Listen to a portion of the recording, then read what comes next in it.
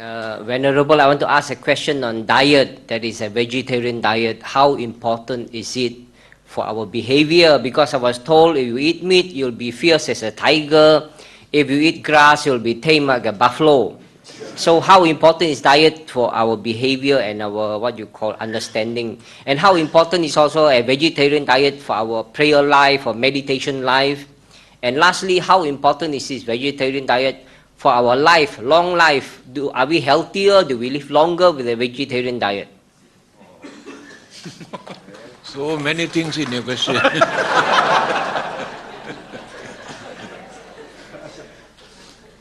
Do you know Devadatta, who tried to kill the Buddha, was a vegetarian?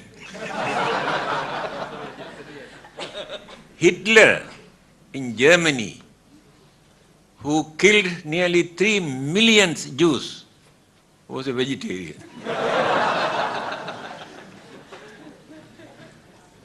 The Buddha and Jesus, both of them have made one statement. I mentioned this in one of my publications.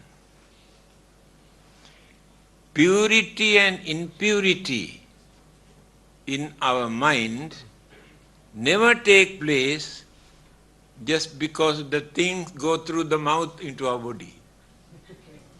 But the thing come out from our mouth create all these things.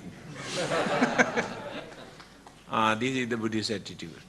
But today people have realized vegetarians maintain healthy life.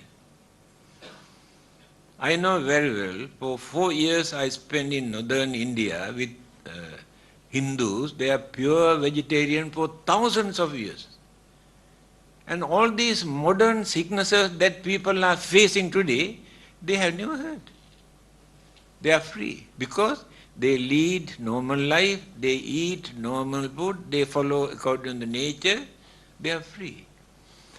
So, it is true. If we keep away from flesh, take natural food, you can have a pure mind also, no guilty feeling in your mind. But by taking what we eat from the religious point of view, we cannot say the person is pure religious or not. With the vegetarians or not, if the mind is pure or dirty or ugly, it is up to individual. No, the Buddha has never given this advice to the monks, should not eat meat or fish. Devadatta came and asked the Buddha, why not to introduce the monks to lead a vegetarian life? Eat only vegetable food. The Buddha says it is unfair. Because their way of life at that time, not like today. They had to go out with their alms bowl from house to house. Whatever people have prepared in their houses, they come and offer. They cannot choose, oh, we cannot eat this, we cannot eat that. They must have that freedom to eat what they receive. But they never order. I want chicken, I want pork, I want beef. There are 3 principles. This is very reasonable. If a monk comes to know that this chicken is slaughtered for him, Buddha says better not to take that. If you suspect this person has killed this chicken for him, he should not expect. If you have listened from another person, I know that person killed this chicken for you, should not accept. That is purity of the mind. Here you can understand how liberal this Buddhist way of life.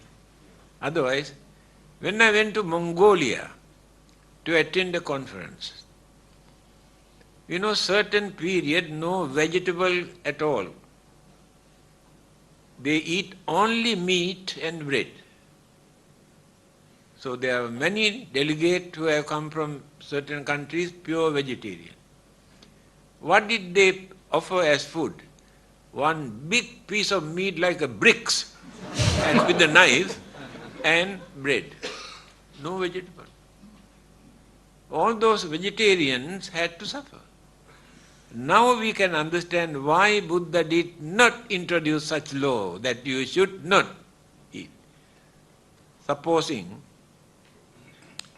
those who live only eating fish, what do you call them? No, not fishermen. Only fish. The name I forgot. What do you call them? There's nothing else, only fish they eat. They survive only by eating fish. What do you call them? Eskimo. If Eskimo become vegetarian, can they practice Buddhism? That is why Buddha did not introduce that kind of law. But it is up to individual. If you think it is not nice and this and you, okay, go ahead, no problem. But don't force others not to eat.